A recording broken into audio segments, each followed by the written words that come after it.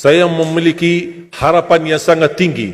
InsyaAllah Indonesia, sepanjang apapun kegelapan, sepanjang apapun kegelapan kezaliman, sepanjang apapun kehilangan keadilan, InsyaAllah akan datang satu saat terbitnya matahari adil. Dan InsyaAllah Indonesia akan menjadi negara Al-Quran. Saya bisa meyakinkan gitu karena saya telah merasakan bagaimana di Turki. Turki negara sekuler yang ratusan tahun serangi Islam, ratusan tahun menabaikan Islam, tidak boleh kumandangkan azan dalam bahasa Arab, tidak boleh ada rumah tahfiz, tidak boleh ada pesantren, tidak boleh belajar agama, tidak diberikan anak-anak kita bisa belajar dengan sendirinya Al-Quran. Semuanya dilarang dengan keras, bahkan terancam orang-orang yang melanggar aturan itu. Allah Subhanahu wa taala melahirkan seorang presiden yang bisa membaca Al-Quran. Coba buka di YouTube bacaan Erdogan bagaimana. Itu dilahirkan dari negara sekuler. Saya bisa meyakinkan insya-Allah 1 juta menghafal Al-Quran. Dan bapa ibu mudah-mudahan masih punya umur akan mendengar pengumuman besar. Imam besar salat Idul Fitri dan Idul Adha sekaligus khatib adalah Presiden Republik Indonesia menghafal Al-Quran. Itu yang saya yakini. Dan saya tidak pernah merasa lelah. Dan saya selalu berkata sama istri, kalau saya mati itu pun karena saya bersama Al-Quran. Wallahi jamaah sekalian, yang bersama Al-Quran tidak akan merugi. Berkah rizkinya, berkah umurnya, terjamin kebahagiaan. Allah Subhanahu wa taala hanya minta satu, berkenan bersama Al-Quran di dunia. Apa yang kita dapat? Apa yang akan dibalas? Akan Al-Quran temani kita di dunia, akan temani kita saat sakratul maut, akan temani kita di kuburan membela kita, akan menemani kita saat kita dibangkit oleh Allah, akan menemani kita saat hisab, akan menemani kita saat berjalan di atas sirat yang sangat tipis dan panjang, bahkan tajam jalanannya. Begitu sampai ke surga, apakah Al-Quran melepas? Tidak akan melepas. Al-Quran masih berkenan, padahal kita hanya cuma sekali berteman sama Al-Quran di dunia.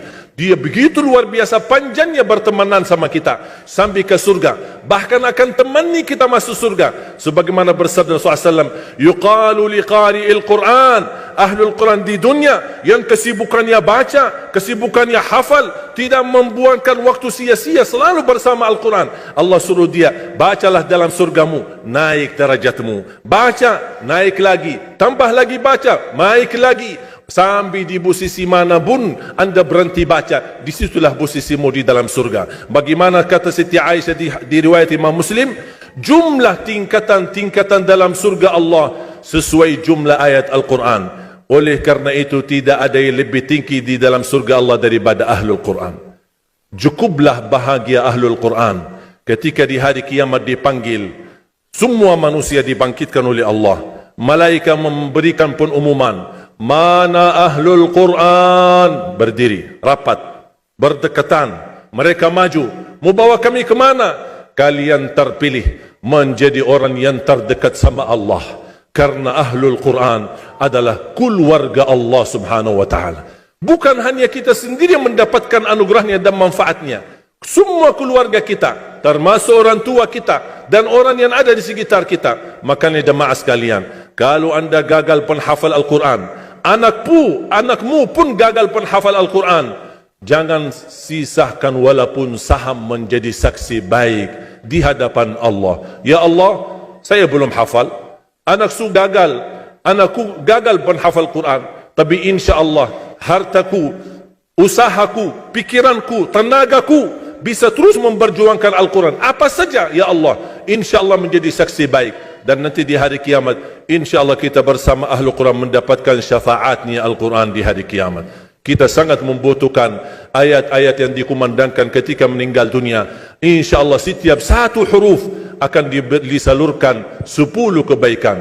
Mudah-mudahan semua yang hadir diberikan kemuliaan dan keanugerah dari Allah menjadi Ahlul Quran, penghafal Al-Quran, penghayati Al-Quran, para pencinta Al-Quran, berakhlak-akhlakul Quran. Ya Allah, aku mohon atas izin-Mu ya Allah, kami bersama-sama bertemu di masjid ini. Berilah kepada kami kemuliaan bersama-sama bersama Ahlul Quran, di dalam surgamu ya Allah, ya Dzal Jalal wal Ikram, ya Arhamar Rahimin, ya Arhamar Rahimin.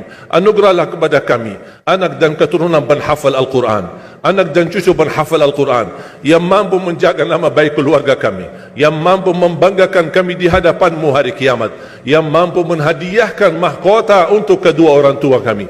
Birahmatika ya Arhamar Rahimin. Ya Allah, maafkan kalau kami tidak berhasil menjadi penghafal Al-Quran.